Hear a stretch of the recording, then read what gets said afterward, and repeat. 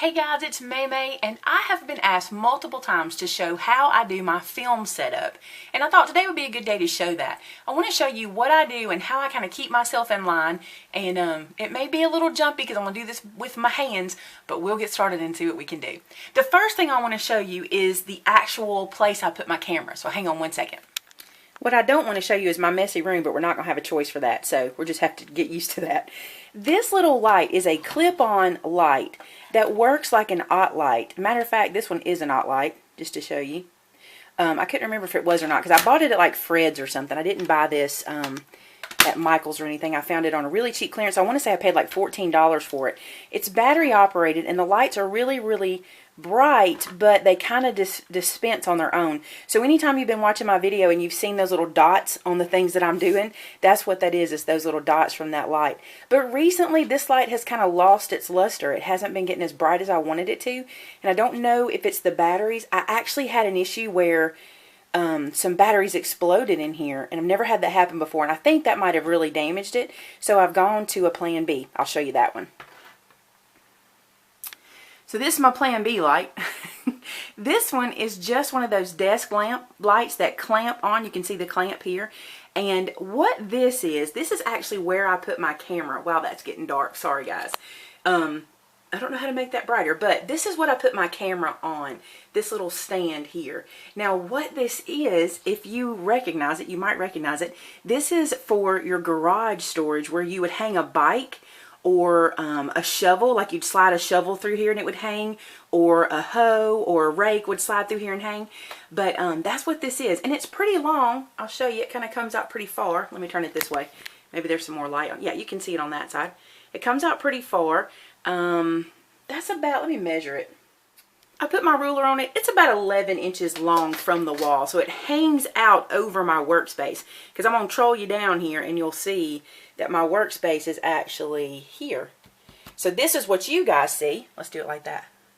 This is what you guys see, and that is how you see it from the camera. The trick was to find something that would hold my camera out far enough to where I could aim straight down to my workspace. So that's what this guy was, and it was really inexpensive. I got it at like Walmart, I think, and I'll even look and see if I can find some online. Now notice I did not hang it very well. I'm very poor at that, but it still has dust on it from where I hung it. That's pitiful. But I just screwed it into the wall. I did use a wall anchor because I didn't want to take a chance of my camera falling. Now here's the trick. This is the kicker right here. This is how I see my camera. This is how I see the monitor. Can you see that this is facing, let me do it like this. This mirror is facing this where my camera sits. My camera does not have a flip out monitor. So in order for me to see what's happening here, I have to have this mirror here so I can watch myself. So this mirror angles out to me. So when I'm sitting down, I can see myself, and I'm looking into this mirror to see what you guys are seeing. So sometimes when I pause for a second, and that's me looking up to make sure I can see myself. Now what is this, you're going to ask? I'm going to slide it like this so you can see. This is, let me go to the side. This is the top portion of a makeup mirror. Like a vanity, there we go, you can see it that way. It's a vanity mirror. And I took the base off, and then I used, let me get here underneath it. Then I used the circle where it came off the base and screwed it into the wall. So now this rotates and moves like I need it to, and I can see what I'm doing down here focused at my camera. Pretty cool, huh? The other thing I want to show you is when I'm filming, let me put the camera up. So when I'm filming, you can see here that you're seeing the wall and you're kind of seeing the edge of my desk here. Well, sort of, not really. But I try to not have that in frame. The reason I try not to is I feel like that's cluttery and it's hard to focus on what I'm doing. And look how far away my hand is. I bet sometimes you think I'm too far away anyway, but can you see how far away I am? Let me show you where I typically film. I usually look at my cutting board here and I line up at this little circle, and I just kind of keep my finger here and try to go to it. Let's roll down.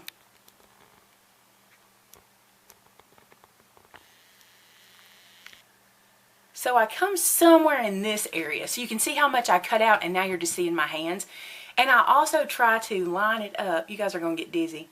I try to line it up using my little mirror. I'm looking at my mirror up above it, and I try to get a nice straight line. I'm standing crooked. That's pretty straight. It's not perfect. But that's what I do. I try to keep a watch of the projects and keep them in frame this way. You can even set yourself an area so once you've got your camera set up, you know to focus it down to that section and you're good. Now, I don't use an external mic. I just use my camera mic. The camera that I use is a Sony, I think it's a CyberShot. I'll leave that below too so you guys can check it out. It's an older model. It does not film in 1080p. It only films in 720. So that's why sometimes my videos are a little more grainy than I would like for them to be. But this light really helps. This is my light bulb. It's just a regular old, one of those swirly light bulbs. I don't even know, just a regular old household light bulb that we use normally. So that's my filming setup. I hope that helps some of you guys.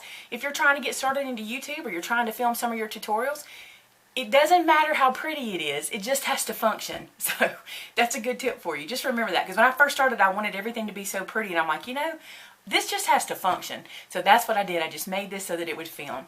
Alright guys, I hope that helped somebody. I enjoyed getting to show you that. That's kind of fun, the little behind the scenes kind of sneak. If there's anything else you'd like to see that goes on behind the scenes that I might not think is interesting to you guys, let me know. I'll be happy to share that with you.